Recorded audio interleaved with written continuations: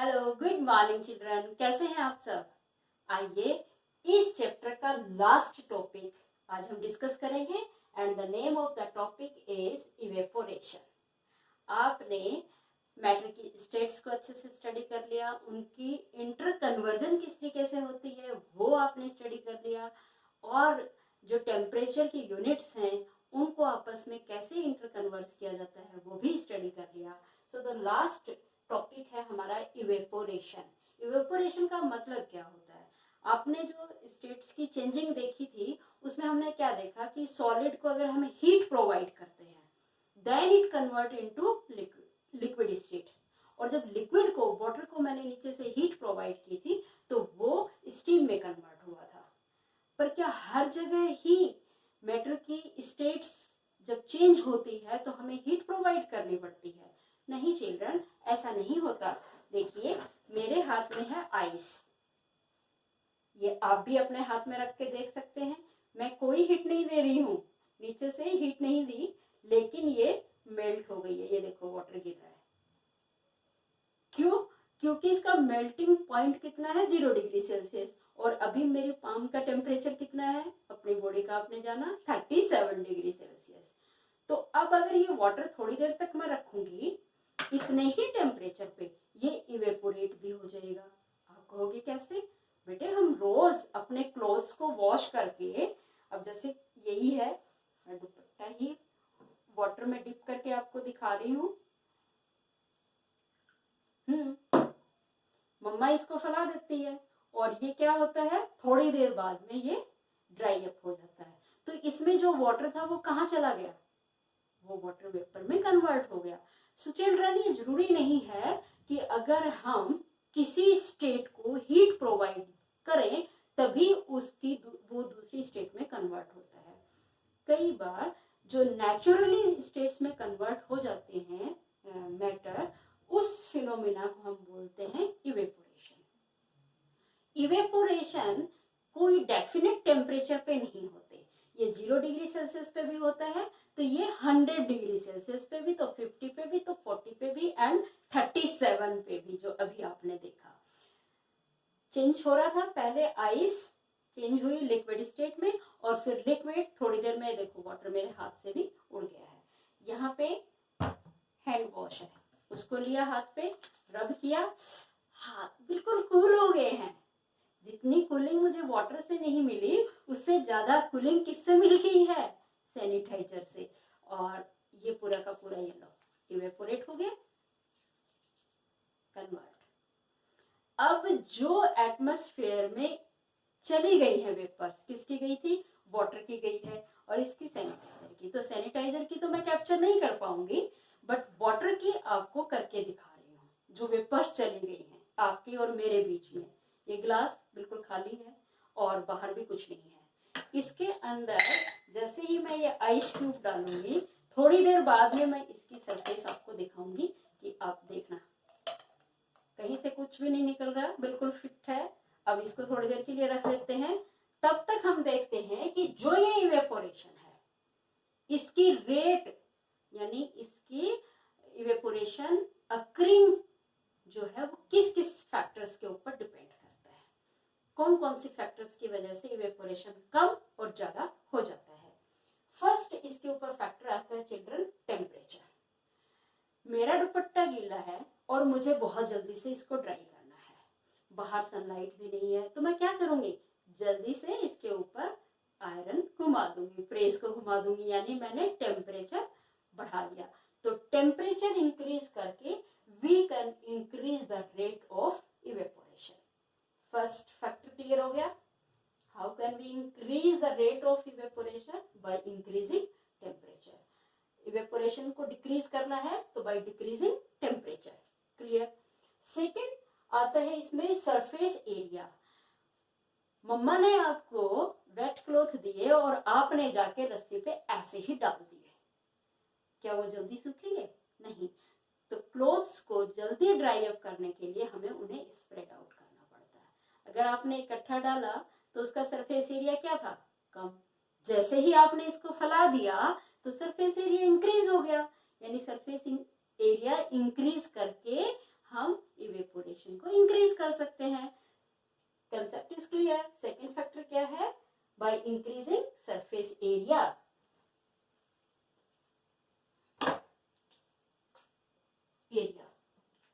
And third is humidity. Rainy season में हम गीले कपड़ों को, बेशक धूप होती है तब भी इतने जल्दी नहीं सूखते। रीजन इज दैट कि रेनी डेज के अंदर हमारी एयर के अंदर जो वाटर वेपर्स होती है उनकी कंसेंट्रेशन बहुत ज्यादा होती है। तो ह्यूमिडिटी अगर ज्यादा होगी, उसको हम बोलते हैं ह्यूमिडिटी। जो वाटर वेपर्स की कंसेंट्रेशन एयर के अंदर ज्यादा होती है उसको क्या बोलेंगे? ह्यूमिडिटी। तो ह्यूमिडिटी जब ज्यादा होती है इवेपोरेशन डिक्रीज हो जाती है। इवेपोरेशन इंक्रीज करने के लिए हमें किसको डिक्रीज करना पड़ेगा? ह्यूमिडिटी को, right? Humidity concept clear. Presence of water in vaporic form in the air is known as humidity. अगर वाटर वेपर्स बहुत ज्यादा प्रेजेंट होंगे एयर के अंदर तो उससे ह्यूमिडिटी बढ़ी हुई होगी। ह्यूमिडिटी इंक्रीज्ड है then the evaporation rate decrease हो जाएगी ऑटोमेटिकली। फोर्थ पॉइंट अपने पास आता है विंड स्पीड को इंक्रीज करके। आपने अपनी मम्मा को दुपट्टा फैन के नीचे सुखाते हुए देखा होगा, तो वो क्या कर रही है? विंड स्पीड को बढ़ाई और इसको जल्दी से ड्राई अप कर लिया। So children, we have 4 main factors which can affect the rate of evaporation. मैं फिर से आपको बताना चाहूंगी कि इवेपोरेशन एंड वेपोराइजेशन जो आपने पिछली वीडियो में देखा, both are the different phenomena. Vaporization is occur by applying or by supplying heat. Without heat, vaporization नहीं होगा. Whereas evaporation can occur at any temperature without supplying any kind of heat. बिना heat दिए भी evaporation होता है। तो इसका कोई फिक्स टेम्परेचर नहीं है और वेपोराइजेशन का हर सब्सटेंसेस का अपना टेम्परेचर होता है। आपने स्टडी की थी किसकी? वाटर की। वाटर का वेपोराइजेशन टेम्परेचर यानी जो बॉइलिंग पॉइंट था that is the 100 degree Celsius. So clear हो गया कंसेप्ट। अब ये जो इवेपोरेशन पढ़ने का क्या मतलब है इस चैप्टर में, क्यों जाना हमने? क्योंकि इसके हम डे टू डे लाइफ में बहुत सारे इफेक्ट देखते हैं। अब समर डेज चल रहे हैं, हम कूलर चलाते हैं। कूलर में कौन सर्कुलेट हो रहा होता है? वाटर। और आपकी मम्मी ने 2 घंटे पहले वाटर उसकी टंकी फुल की है और 2-3 घंटे लगातार आप चला के रखते हैं, वाटर सारा गायब। कहाँ चला गया? जो सराउंडिंग की वार्म एयर थी उसमें से हीट गेन करके वाटर इवेपोरेट हो गया। तो जब सराउंडिंग की एयर से हीट निकल गई, कूलिंग आ गई। तो एयर ही कूल होती है, वाटर इवेपोरेट होके चला जाता है। मेरे हाथ में क्या किया? मैंने सैनिटाइजर रखा, इसने मेरी पाम से एनर्जी को कैप्चर करके खुद इवेपोरेट हो गया और जब यहाँ से हीट निकल गई तो हम क्या, ये चीज क्या हो गई है? कूल। जैसे आप बीमार पड़ते हो तो मम्मा क्या करती हैं? गीला कपड़ा लेके कॉटन का आपके फोरहेड पे रखती हैं, थोड़ी देर में धीरे धीरे आपकी बॉडी का टेम्परेचर रिड्यूस हो जाता है। तो उन्होंने क्या किया? जो कूल क्लॉथ आपके फोरहेड के ऊपर रखा था उसने आपकी बॉडी के अंदर जो बढ़ा हुआ टेम्परेचर है उसको रिड्यूस कर दिया। ठीक ऐसे ही चिल्ड्रन, समर डेज में हम वुलन क्लॉथ नहीं पहनते। कौन से पहनते हैं? Cotton cloth. क्यों? क्योंकि अपनी बॉडी के अंदर एक अकोमोडेशन पावर होती है जो आपने 7th क्लास में पढ़ी है। क्या? कि जब बहुत ज्यादा ठंड होती है तो अपनी बॉडी में कपकपाहट आती है, यानी मसल्स में फ्रिक्शन होती है तो बॉडी का टेम्परेचर रेज करने की क्या जरूरत है? आपको पता है कि we are warm blooded animals. अपनी बॉडी का टेम्परेचर चाहे सर्दी हो चाहे गर्मी हो हमेशा 37 डिग्री सेल्सियस और 98.6 फ़ारेनहाइट एंड केल्विन में कितना बताया मैंने आपको? 212 केल्विन रहता है हमेशा। Is it clear? Sorry 312 kelvin रहता है। तो ये आपको क्लियर है। अब सर्दियों में, विंटर डेज में क्या होता है? सराउंडिंग का टेम्परेचर कम है और जो हीट है उसकी नेचर क्या है? हमेशा हायर कंसेंट्रेशन से लोअर कंसेंट्रेशन की तरफ फ्लो करना, यानी उस टाइम अपनी बॉडी से हीट निकल रही होती है तो बॉडी में ठंड लगती है। उस ठंड से बचाने के लिए नेचर ने हमें अपनी कंडक्शन की प्रॉपर्टी दी है, क्वालिटी दी है, जिससे अपनी मसल्स में कपकपाहट होती है और बॉडी वार्म अप हो जाती है। तो इसके ऑपोजिट समर में क्या होता है, अपनी बॉडी से पसीना बहुत निकलता है, स्वेटिंग होती है, और उस स्वेटिंग से बॉडी में कूलिंग इफेक्ट आ जाता है, ठंड हो जाती है। जैसे कूलर का वाटर सराउंडिंग की एयर से हीट गेन करके इवेपोरेट हुआ, ठीक ऐसे ही अपनी बॉडी का एक्स्ट्रा वाटर अपनी बॉडी से हीट गेन करके पसीने की फॉर्म से बॉडी से निकला और फिर इवेपोरेट हो गया। तो इसलिए इस इवेपोरेशन टॉपिक को आपके इस सब्जेक्ट इस चैप्टर में कंसीडर किया गया है। आई थिंक अब इवेपोरेशन बहुत अच्छे से क्लियर हो गया होगा। Okay, thank you. अब हम लास्ट में एक बार फिर से जो 5 स्टेट्स ऑफ मैटर की हैं उनको एक बार मैं फिर बताना चाहूंगी। देखिए,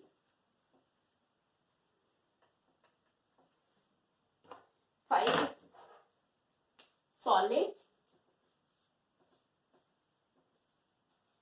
अब सॉलिड से पहले की जो स्टेट आती है, सॉलिड से पहले की स्टेट आती है चिल्ड्रन बोस-आइंस्टीन कंडेंसेट स्टेट, जो बता दी थी 1920 में ही प्रिडिक्ट कर दी गई थी, लेकिन एक्चुअल में जो रेडॉन एलिमेंट है उसके पार्टिकल्स निकल के आए और उनके बारे में सही पता लगा कब, 1995 में। और इससे पहले की जो स्टेट है, तो मैं पहले ही लिख देती हूँ ताकि एक एरो में चलते रहेंगे। ये क्या है, वो बॉस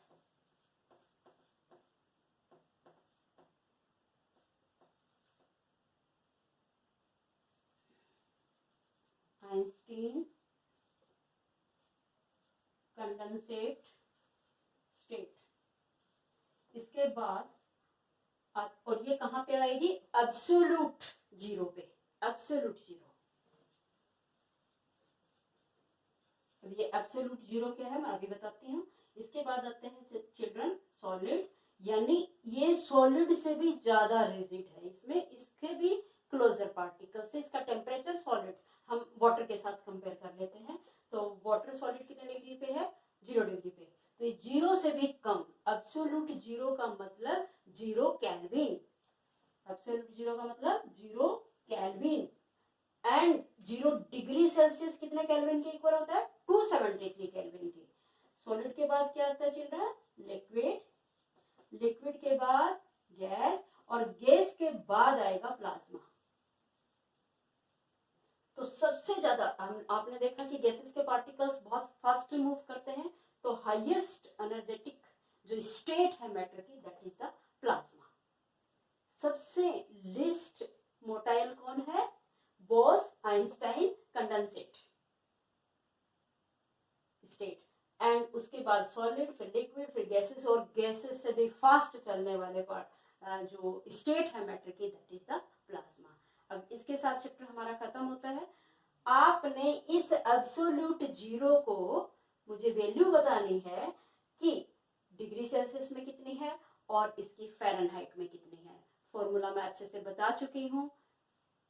0 केल्विन में कितने डिग्री सेल्सियस होंगे तो कितने फ़ारेनहाइट होंगे, ये आपने कैलकुलेट करके मुझे दिखाना है। तो चैप्टर खत्म हो गया, थैंक यू। अब नेक्स्ट वीडियो में हम नेक्स्ट चैप्टर के साथ बात करेंगे, उसमें डिस्कस करेंगे।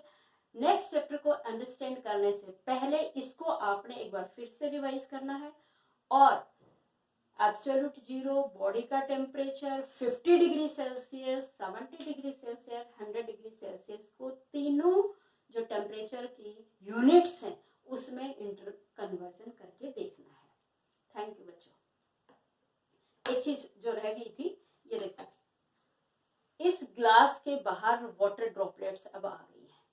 मैंने क्या किया था, इसके अंदर आइस डाली है, ग्लास मेरा टूटा हुआ नहीं है, फिर ये वाटर ड्रॉपलेट्स कहाँ से आई। मैंने अभी क्या कहा था आपको कि जो आपके और मेरे बीच में एयर प्रेजेंट है, इसमें जो वाटर गया था इवेपोरेशन से, यहाँ वेपोराइजेशन नहीं हो रही है, इवेपोरेशन। तो वो जैसे ही इस ग्लास में मैंने आइस क्यूब डाली, वो आइस भी मेल्ट हो गई इस टेम्परेचर पे, और जो एयर के अंदर वाटर वेपर्स प्रेजेंट थी, कोल्ड रीजन के कांटेक्ट में आते ही कंडेंसेट होके लिक्विफाइड हो गई है, राइट। और जैसे ही इस वाटर को हम फ्रीजर में रखते हैं वो सॉलिडिफाइड हो जाता है। तो पहले आपने बर्नर पे आइस को, जब मैंने हीट दी थी, लिक्विड में कन्वर्ट किया और फिर वो हीट दिया था, तो उसके हमने बनाई स्टीम, वेपर। अब उन वेपर में और इवेपोरेशन वाली वेपर्स में बहुत फर्क है। वो आपको बर्निंग सेंसेशन देंगी, तो ये आपको कूलिंग सेंसेशन देती है। कंसेप्ट इज क्लियर, दोनों टर्म क्लियर हो गई है। अब ये पता लग गया ना, इस तरीके से इंटरकन्वर्जन चलती है। एयर के अंदर वाटर वेपर्स की फॉर्म में प्रेजेंट था, जैसे ही कोल्ड रीजन के कांटेक्ट में आएगा वो लिक्विफाइड हो गया। इसको और टेम्परेचर अगर हम रिड्यूस कर देंगे तो ये सॉलिडिफाई हो जाएगा, और 0 डिग्री सेल्सियस से भी कम ले जाएंगे, यानी एब्सोल्यूट 0 तक लेके जाएंगे, तो ये बोस-आइंस्टाइन स्टेट में पहुंच जाएगा। ठीक है, थैंक यू बच्चों। अब मेरे हिसाब से इस चैप्टर में आपको कोई डाउट नहीं रहा होगा। फिर भी अगर कहीं कोई बात नहीं समझ में आई हो तो आप मुझे व्हाट्सएप कीजिए और अपने डाउट्स को क्लियर कीजिएगा। Thank you.